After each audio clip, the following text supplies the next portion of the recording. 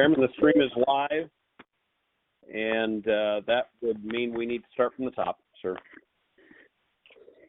Thank you, Tim Adams.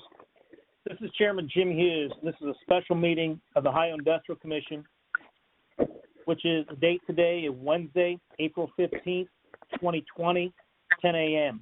I'm calling this meeting to order. This meeting is being held through a conference call as precaution against the spread of COVID-19 or coronavirus in accordance with Section 12 of the Emergency Legislation, amended Substitute House Bill 197, signed by Governor Mike DeWine and effective March 27, 2020. The special meeting will be live streamed on the Ohio Industrial Commission YouTube channel.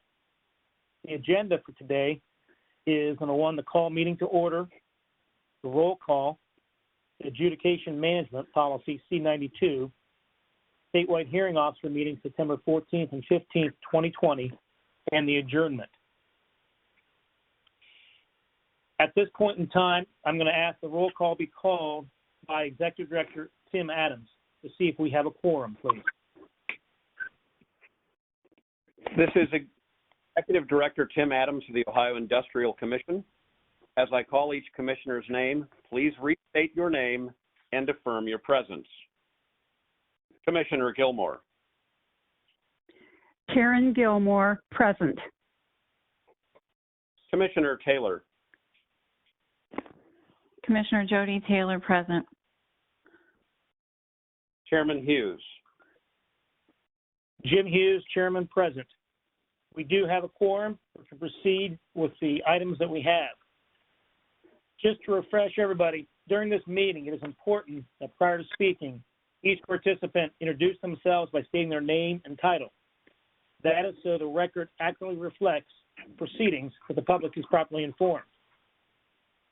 At this point in time, with the first issue that we have on the agenda is the Adjudication Management Policy C-92. For background on this, to make sure everybody's on the same page, on March 12, 2020, the commissioners met and approved the following motion put forth by Commissioner Taylor, seconded by me, Commissioner Jim Hughes, to suspend all commission hearings on March 16, 2020 and March 17, 2020, and to conduct telephone hearings for the following issues beginning March 18, 2020, permanent total disability, or the termination of temporary total disability, or the termination of temporary total disability, wage loss, allowance, and additional allowance. At this point in time, prior to that, we've also received, the commissioners have received communication from David Barnhart on March 31st, 2020, regarding hearings of C-92 docketing. He wrote in his capacity of the Ohio State Bar Association Workers' Compensation Section, and this letter was in support of this. It was also followed up with a subsequent letter on March 31st, 2020, also supporting this meeting in terms of requesting C-92 hearings. At this point in time, I'd like to call our Director of Adjudication, Tom Connor, to discuss the matter and present it to the commissioners, please. Mr. Connor, would you please proceed? This is Tom Connor, Director of Adjudication. Yes, Chairman, the request came in, so what we've done is pulled the data to look at what percent or what volume of outstanding issues the permanent partial or C-92 dockets would comprise. And so right now, about a third of our outstanding issues that are awaiting hearing are made up by permanent partial pending issues. I've inquired of each regional manager whether that volume could be incorporated into what is currently being docketed. The current docketing situation is going pretty well. Actually, the hearing officers as well as the outside representatives have done a good job of kind of working together to make the current situation work. So I asked the regional managers whether they could begin hearing permanent partial issues. They all felt confident that they could add that issue to what is currently being docketed. I've also discussed the matter with... This is Commissioner Jody Taylor. Tom, you said you talked to all. Who did you speak to? I'm sorry, the regional manager of Cleveland, Deb Lynch, the regional manager of Akron Youngstown, Pat Gannon, the regional manager of Toledo, Mara Spadell Lanzinger, the regional manager of Cincinnati, Karma Callender, and the regional manager of Columbus, Felicity Hilmer. I also spoke to Matt Tyak, who I believe the title is the chapter president of the union, but he's also a district hearing officer in Columbus. And he agreed that he thought this was workable, and it was a good move to kind of work forward. So we believe that we could incorporate these hearings into what we are currently docketing. And so that would be my recommendation to the commissioners. Are there questions of Director Connor regarding this issue? Commissioner Dr. Gilmore, do you have any questions of Director Connor? Thank you. This is Commissioner Karen Gilmore. In a recent work report, Mr. Connor, I saw that there was some difficulty getting dockets filled due to the some inability of examiners to get the claims reviewed and prepped for hearing. Is that still the case, or has that resolved? We still are, I'm sorry, it's Tom Connor, Director of Adjudication. We still are seeing some dockets not filling completely, and I'll kind of get into the detail here. What the claims examiners currently have to do is examine the claims and then get them ready to docket, and then we limit the docket at that point to the issues that have been approved for hearing. And so when that limitation makes it so that only certain claims can be docketed, adding issues then would help actually with that issue to fill dockets. Now, how each individual region might address this can be a little different, and I would urge the commission not to get so into the weeds on how we might want to hear these, because some might add an hour or two at the end of an allowance docket for the C-92 hearings. Others might conduct complete docket of C-92 hearings, and I think that flexibility would be the best way to handle it because of the individual volume by office as to how they could get to these claims. This is Commissioner Karen Gilmore again. I'm still not clear about whether the claims will, if we add the C-92 claims, will they be prepped in time for hearing by the hearing officers? Is there going to be a drag there? This is Tom Connor, Director of Adjudication. Yes, they will be prepped because they're already in a state of they've been prepped as we identified the issue. They just haven't been docketed. So they've been prepared there. And then what I talked to the regional managers about was and with Matt Tyak, is would the hearing officers have time to review and get ready for these dockets in light of what the current volume is. And I was assured that everyone felt comfortable that would be the case. My anticipation is that they would start by, normally permanent partials are heard at about 10 an hour. So they would probably start at about 6 an hour to allow some time for the logistics of getting people involved in a telephone hearing. And again, that goes to why it's probably better to leave some flexibility, because we may find that 6 isn't the right number and 5 is the right number, or 8 is the right number. And that would allow for that kind of flexibility going forward without having to take formal action to realize that. This is Commissioner Karen Gilmore. Thank you, Mr. Connor. You answered my question. Thanks so much. Commissioner Dr. Karen Gilmore, do you have any other questions of Director Tom Connor regarding this issue? Commissioner Karen Gilmore, no, I don't. Thank you. Thank you. This is Jim Hughes, Chairman. Thank you. This is Jim Hughes, Chairman. Does Commissioner Jody Taylor have any questions of Director Tom Connor regarding this issue? Yes, this is Commissioner Jody Taylor. Mr. Connor, it sounded like to me at the end there you were saying we normally docket 10 per hour. We're going to be looking at 6 per hour. Is that correct?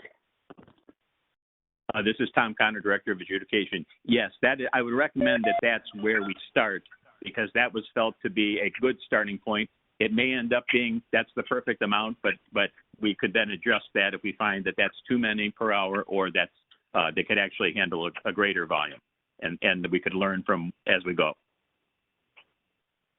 Okay. This is Commissioner Taylor again. It sounded though, based upon what Commissioner Gilmore was saying, and I've noticed as well in the weekly report, that we have open dockets here and there. So when you first spoke about it, you discussed it being more of a filler, and now you're talking about 6 per hour. Are you looking at doing them by days, like a docket, a C92 docket for a day, or are you going to be using it as a filler? Because it sounds like to me maybe a filler would work better with the gaps that we have in the docketing. This is Tom Connor, Director of Adjudication. Actually, both. And that's the flexibility I was talking about. I think some offices would do well based on their total volume, how many of their outstanding issues are comprised of permanent partial hearings. They may actually choose to approach it by conducting C92 dockets in kind of the normal fashion, just at 6 an hour and maybe as a starting point rather than 10. Other offices, if their volume's a little lower, they may find the best way to get at this issue is to take what the 6 hours of docketing they're currently doing per day and do 4 hours of allowance hearings and 2 hours of C92 hearings. And I think that flexibility based on the experience and the volume of each office is a good flexibility to have so that the managers can then address this and move forward with the issue as what works best for their individual office. Okay, this is Commissioner Taylor again. Mr. Connor, could you give me the numbers again? How many do we have C92s right now that need to be, okay, maybe 3 numbers. What are ready to be docketed, and what numbers do we have that need to be reviewed and prepared by the claims examiners, and how many are the Bureau holding on to? Because it was my understanding the Bureau was not referring these over to us, so they've kind of built up, I don't know, a little backlog of them to be referred to us. So could you give me those 3 numbers? How many are ready to be docketed now? How many do we need to prep? And how many does the Bureau have? And, when are we going to get that influx? Okay, I'll start with I'm sorry, it's Tom Connor, Director of Adjudication. I'll start with the last question. BWC, I think, really, quite frankly, to help us, once they realized we weren't going to be docketing the C92s, they had refrained from sending them over for hearing. That volume got to be in the neighborhood of 2,100 claims that were awaiting referral, and they began sending those over last week. They're going to they're not sending them over in all one fell swoop. They're going to take a couple of weeks to send them all, but the total volume at that time was about 2,100. As of Monday, there are just short of 11,000 total claims out there that could be heard on all issues. And of that 11,000, about a third, or actually 3,556, were comprised of pending C92 issues. So it's about a third of the outstanding volume. As far as how many are out there that haven't yet been examined, of that other 2/3 that would be on this issue, it's impossible for me to say, and here's the reason. We don't know the issue until the claim is examined, and that's when a claims examiner attaches what the issue is. So we don't know what's pending in the claims that have not yet been reviewed. So I can't correctly answer that last part of your question. Okay. This is Commissioner Taylor. When you said there are 11,000 total claims, is that 11,000 total that we're not hearing right now, or 11,000 that we still need to docket? This is Tom Connor, Director of Adjudication. That's 11,000 that we still need to docket, and that's on all issues that could be pending. So they may not be, for lack of a better term, docketable right now under the current restrictions. Okay. And this is Commissioner Taylor. When do you plan on docketing? What's the first date that this would start? This is Tom Connor, Director of Adjudication. I would just recommend, I can tell you this, last night, and because part of the reason this whole docketing system, since we had to go to telephonic hearings, has been a manual docketing system.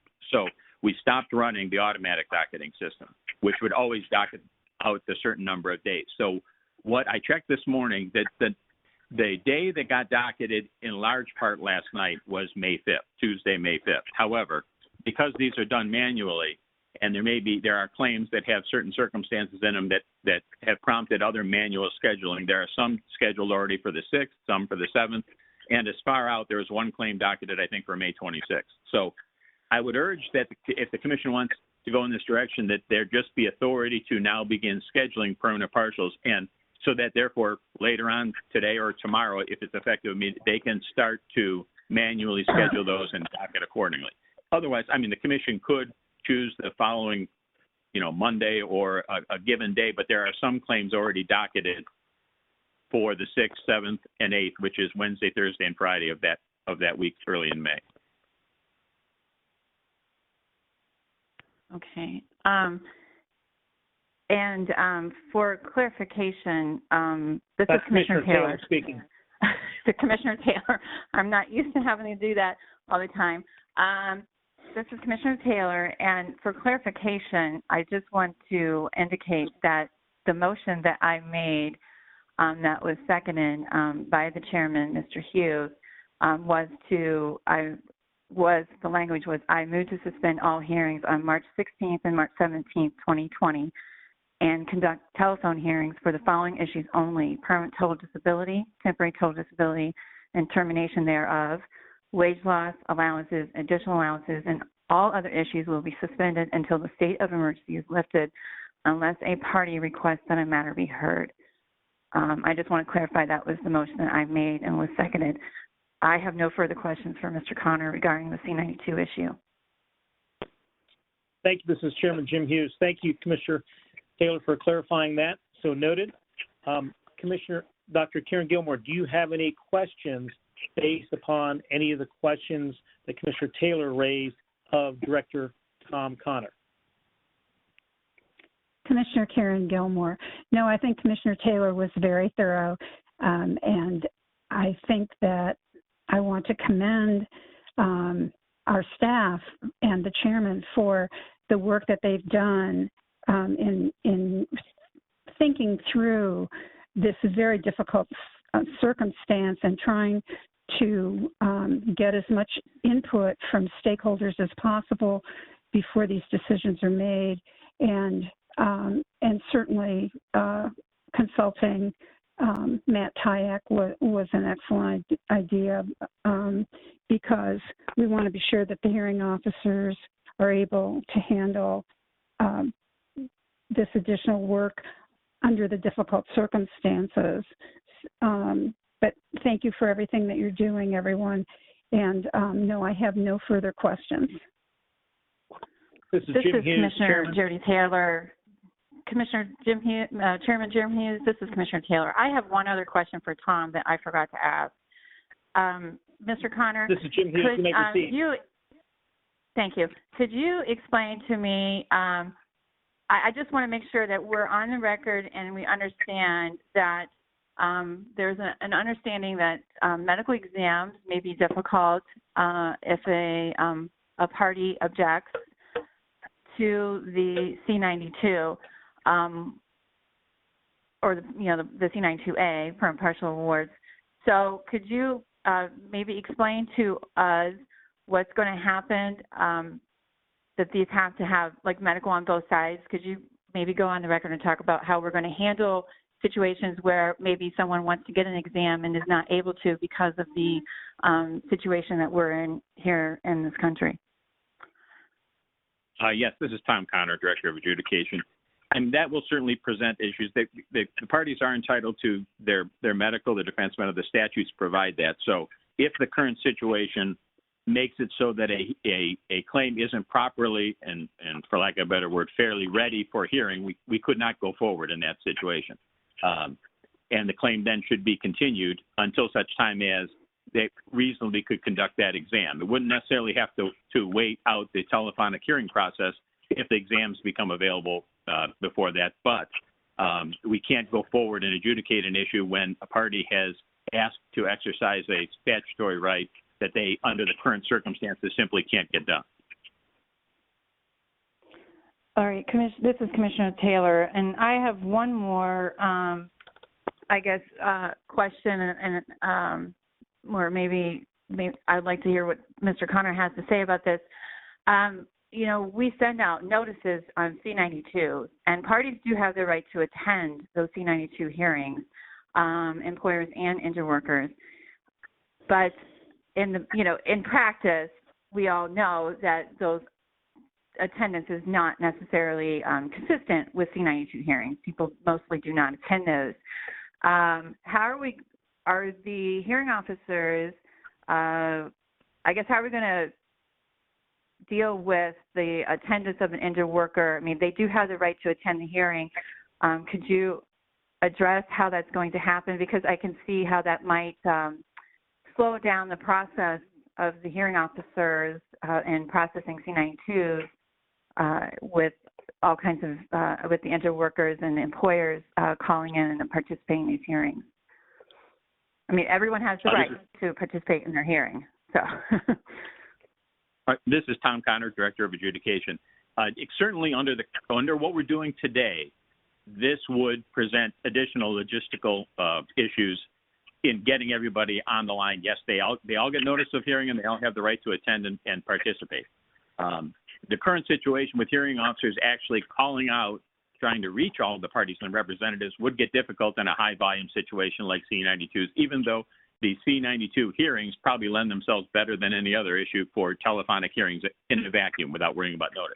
The good news is by the time effective 4/27, we will change that process, and we will be using bridge lines where the hearing officer simply calls in and manages the docket on a bridge line. In other words, and the parties will then, on the notice, will inform them that it's a telephonic hearing and that they have a number to call into to participate. So they will really, it's not going to be much different than an in-person situation where an injured worker or employer has the right to attend a C-92 hearing. They just don't do it very often. And it will be a situation where we'll leave it to the representatives to, if somebody's represented, to coordinate with their client as to whether they should participate or not.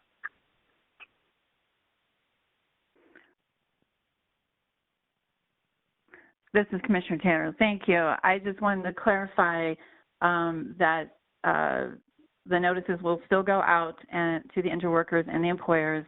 They do have a right to participate in their hearing. They will be given a code to participate in the hearing if they should so. But we also need to keep in mind high levels of participation may slow the number down to, instead of 6 an hour to less than that if the hearing officers are having to deal with multiple parties and people on the line. So I appreciate Mr. Connor's efforts in this, and I also like to, I know this is being heard by the public, I'd also like to say that people need to have some patience with this process. Obviously, this is all new for us. Commissioner Gilmore and myself and the chairman, Mr. Hughes, are doing what we can to make sure this is as painless as possible, but still provide the service to the people who live, the citizens of the state of Ohio. So with that, those are all the questions I have, Commissioner, or Chairman Hughes. Thank you. This is Jim Hughes, Chairman. Thank you, Commissioner Taylor. Commissioner Dr. Karen Gilmore, do you have any follow-up questions based upon her questions that she just asked of Director Tom Connor? Commissioner Karen Gilmore, no, thank you, I do not.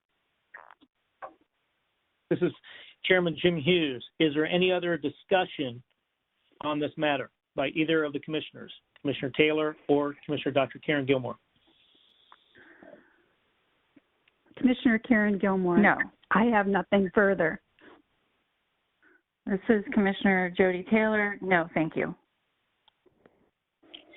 This is Jim Hughes, Chairman. Hearing no further discussion, I move to add applications for the determination of percentage of permanent partial disability and/or the increase in permanent partial disciplinary, commonly referred to as C-92, hearings to be allowed matters to be heard during the currently declared state of emergency. Do I have a second for this motion?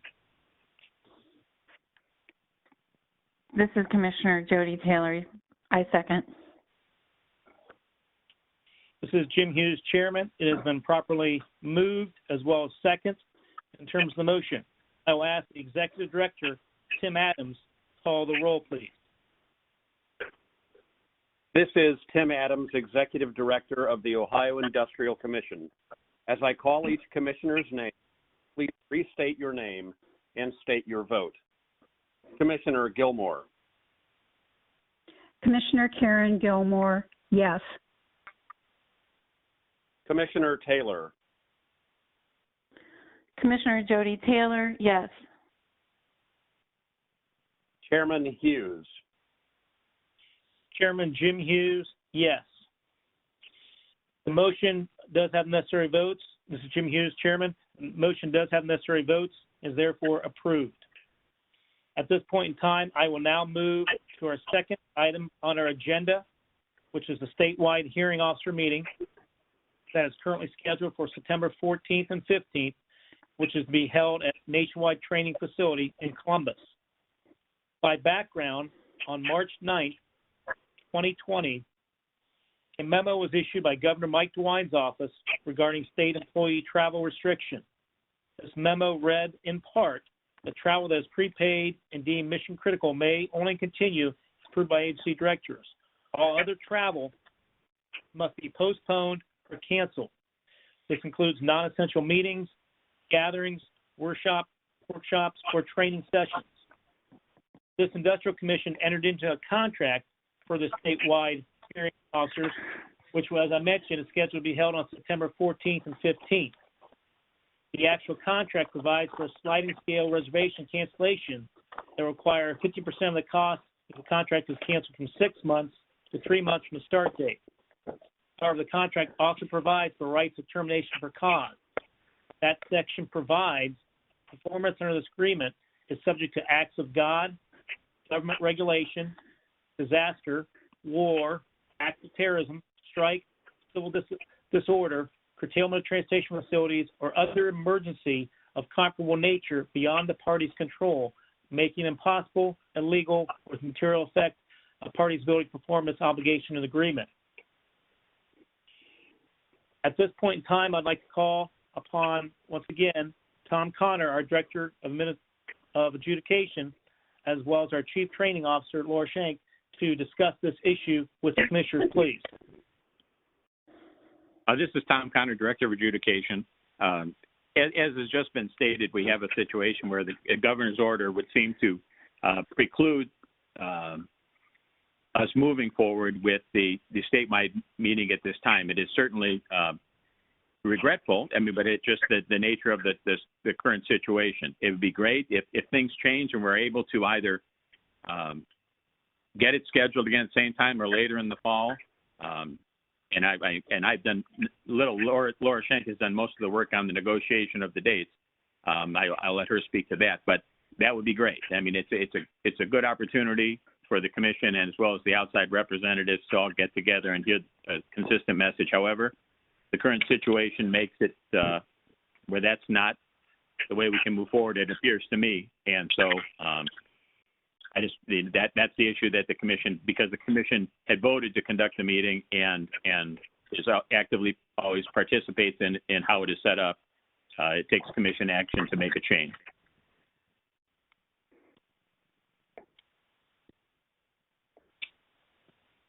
This is Jim Hughes, Chairman. Does our Chief Training Officer, Laura Schenk, would you like to comment to the Commissioners, please? This is Hearing Officer Trainer Laura Schenk. At this point in time, I am well aware of the Governor's instructions on this. I completely concur and understand why it may be necessary to cancel those dates, at least for the statewide hearing officer meeting at this time. I'm also aware of the sliding scale. It will increase higher cost to the commission if we do not cancel it in a timely manner. I believe that other dates may be available. However, it does take some time to put this together, both from the commission standpoint and the speakers as well as everyone else. So at this point, I would recommend the cancellation and looking for alternatives if we are able to do that in the near future. This is Jim Hughes, Chairman. I'm going to call upon the commissioners to see if they have any questions, either of you two, please. First, I'll go to Commissioner Dr. Karen Gilmore. Do you have any questions of either one of these two, please? This is Commissioner Gilmore. Mrs. Schenk, will we also be considering other venues if, in fact, the state reopens before this fall? If we have to let the nationwide venue go and they have no other dates that will fit our requirements at that venue, would we be considering other venues such as the William Green Building auditorium on the second floor or other places? And because I too agree that the statewide hearing officer meeting, as we all come together in one place, is highly valuable. And I'd like to preserve it if circumstances allow. If Nationwide has other dates available, or perhaps it could occur that our dates may not fill. So if the situation changes, it may be possible to obtain those dates, provided we can get all of the work done that is required in putting this together at a later time. It may be the circumstance that Nationwide it does not have those dates available or any other dates that will work with our agency, and at that time we would have to look for another venue. The caution I have with looking for another venue is that the William Green Auditorium is certainly a possibility and probably the most likely. This tends to be a very large group. We actually maxed out the facility last year in 2019, and for the first time in a number of years had to refuse a few attendees. That being the case, it is very difficult to find a facility of that size that can accommodate that group. We would certainly look into that and look for those types of alternatives, but there are some hurdles that will have to be overcome in that regard. This is Commissioner Gilmore. Thank you very much. You're welcome. This is Jim Hughes, Chairman. Commissioner Gilmore, does that conclude your questions of those two on this issue? Commissioner Gilmore, yes, it does. This is Jim Hughes, Chairman. Thank you. I'll now go to Commissioner Jody Taylor and see if she has any questions of either one of these two regarding this issue. This is Commissioner Taylor. Yeah, I'm not sure who wants to answer this, either Mr. Connor or Ms. Schenk, but were we able to fall underneath that part of the contract for an emergency to, I guess, withdraw from the contract? This is Laura Schenk, Hearing Officer Trainer, and that question I would defer to Tom or Chief Legal Counsel Jim Burkhart. This is Tom Connor, Director of Adjudication. I was going to defer to Laura, but I'll go ahead and take a shot at it. I think the issue is before we could take any action, we needed commission action. So I think we're in good standing, but I think it's a situation where now or when after today we will know whether we have authority to actually have that discussion with Nationwide, which might have been a little bit premature before today. This is Commissioner Taylor. Okay, thank you. That's the only question I have. I just, I want to reiterate too, I think it's also very important to have the statewide hearing officer training, and it's an opportunity for not just the commissioner to get together, but also for the entire practice. And I think once the state reopens, I think we're all going to need that more than anything else to try to reconnect with each other. So I just want to reiterate that I think it's a great learning tool, but it's also an important tool in maintaining ties to our community. So as soon as the state reopens, I would like the commission to consider dates and to find a place to facilitate having the statewide hearing officer meeting again. Thank you. This is Jim Hughes, Chairman. Thank you, Commissioner Taylor. I also, too, want to echo what my fellow commissioners have said. Only been to one of these as far as a commissioner, but others as outside counsel. It also gives outside counsel a great opportunity to come in with the interaction, as well as for all of us to get together in the practice, to learn and share ideas with each other. So I also echo with what my fellow commissioners said in terms of we need to continue doing this as soon as we get back to what we hope will be normal very soon. I do have a question of Chief Training Officer Shank, though, is as far as would it help you, since we are looking at an unknown, we don't know when our country is going to come back to normal as well as our state, but do you need any, would you like the commission to approve any alternate training methods as far as video conferencing, webinars, or other available means to train the hearing officer if, God forbid, that we can't do this in the fall? Would that help you to try to make sure that our training officers are at least trained somewhat as well as what we normally would have this? Is that something you would like us to do? And either you could answer this or Director Tom Connor. Thank you. This is Hearing Officer Trainer Laura Shank. Mr. Connor and I have, Director of Adjudication Services, have talked about this in very preliminarily. There are some other options that may be available for rolling out an additional type of training if this statewide hearing officer meeting is not able to occur at that time or at a later time. We can do it in several ways. We can do it as just a regional training, but that would not include the outside parties. We both understand the value of having the outside parties, and it is an excellent gathering every year with good information provided. If there's any way we can do that, that would be an option and our preference in doing that. If we cannot do that, at this point, the Industrial Commission, I understand, does not have the technology to do a large webinar, but that would certainly be something that we would like to be able to consider if it comes to that in the future. And I don't know if the Director of Adjudication Services has anything else he'd like to add.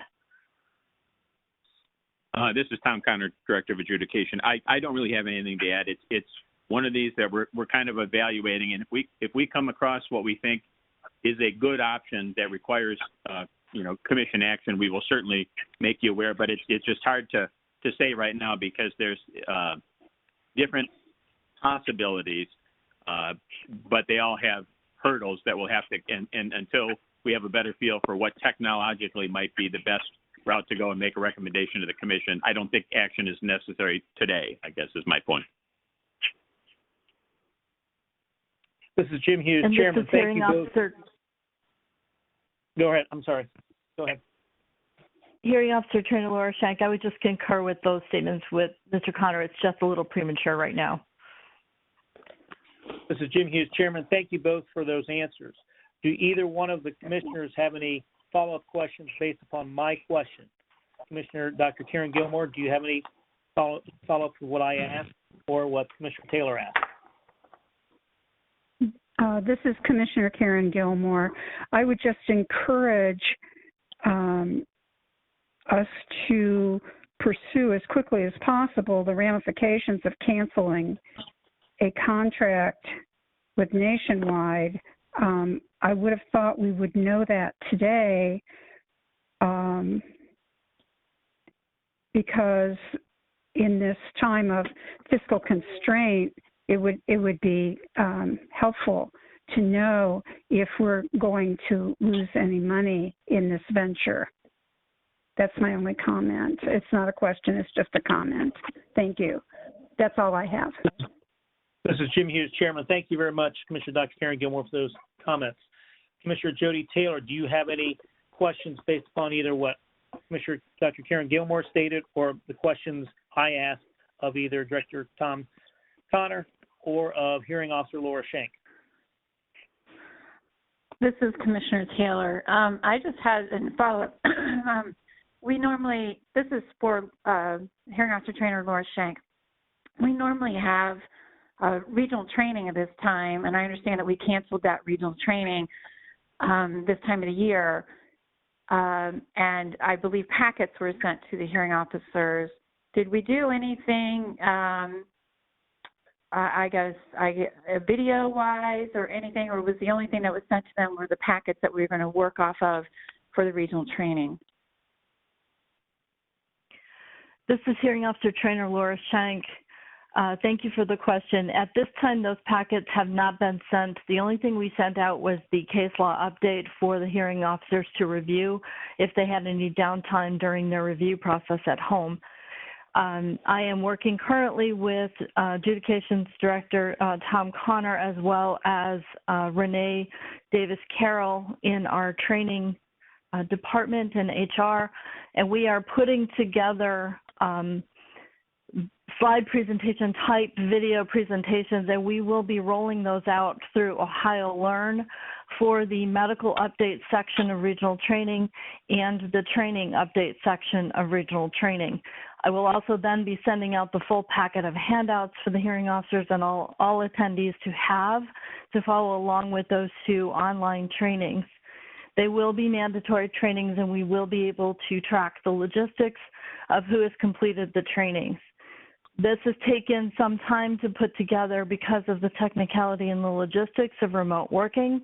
We thought we had it just about ready to roll by the end of this week, but we've run into another technical snag, so it may be another week or so before we're able to roll that out. But that is the process, that is the plan at this point. This is Commissioner Taylor. Just following up, I mean, I know that this would be like not idea and clearly not preferential, not our preference. But if something would happen and we would not be able to conduct a statewide hearing officer meeting this year or this fall in any manner, maybe we could work and use the same tools that you're using now for the regional training to kind of follow up with what the Chairman Hughes said. You know, use those same tools that we're using now for regional training. I know there are bugs that we're working out and trying to make that work, but we kind of maybe use that in the fall as maybe last resort option to provide training for our hearing officers. So that's all the questions that I have. Thank you. This is Jim Hughes, Chairman. Trainer. Go ahead. I'm sorry. I'm sorry, this hearing officer, Trainer Laura Schenk, if I may respond to that, that is certainly an option if we end up rolling the fall training out to only hearing officers and IC staff. But my understanding is we would not be able to utilize that particular format for outside parties. This is Commissioner Taylor, and I'd also like to point out, too, that if we only do it internally, I don't believe that we can get CLEs for that for our hearing officers.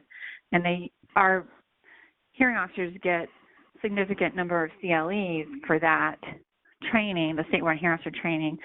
So they would have to make that up somewhere else unless the Supreme Court makes changes and allows us to do that, since we're in this state of emergency and dealing with a pandemic. So that's all the comments that I have. And if anyone wants, if I'm wrong about the internal training being eligible for CLEs, please correct me, but that was my understanding from the past dealings with the Supreme Court. Thank you. This is Jim Hughes, Chairman of the Industrial Commission. Commissioner Taylor, it's my understanding you are correct in terms of that statement you made. And now that is also subject to change, as you stated, to the Supreme Court, what they may or may not do in terms of the situation we're in. Is there any other discussion from either one of the commissioners regarding this issue? Commissioner Karen Gilmore, no, thank you. Commissioner Taylor. Commissioner Jody Taylor, no, thank you. This is Jim Hughes, Chairman. Thank you. Then I offer for the following motion for for the purpose of complying with the declared state of emergency, the limitations of travel and expenditures, I move the Ohio Industrial Commission authorize the cancellation of the current contract for the statewide hearing officer meetings. Do we have a second for that motion, please? Commissioner Jody Taylor, I second. It has been, this is Jim Hughes, Chairman. It has been properly moved and seconded a motion. At this point in time, I will call upon the Executive Director, Tim Adams, to call the roll, please. Mr. Adams? This is Tim Adams, Executive Director of the Ohio Industrial Commission. As I call each commissioner's name, please restate your name and state your vote. Commissioner Gilmore. Commissioner Karen Gilmore, yes. Commissioner Taylor. Commissioner Jody Taylor, yes. Chairman Hughes. Chairman Jim Hughes, yes. The motion, this is Jim Hughes, Chairman. The motion does have the necessary votes, being 3-0, so the motion does pass. That is our last item on the agenda today. At this point in time, I want to thank all the parties for their patience. In terms of this, I know we prefer the old way as far as having this in, but we're trying to adapt with what the cards we've been dealt. But I want to thank everybody for their attention today and also wish them to be safe. And I will therefore adjourn the meeting and have a great day. Thank you.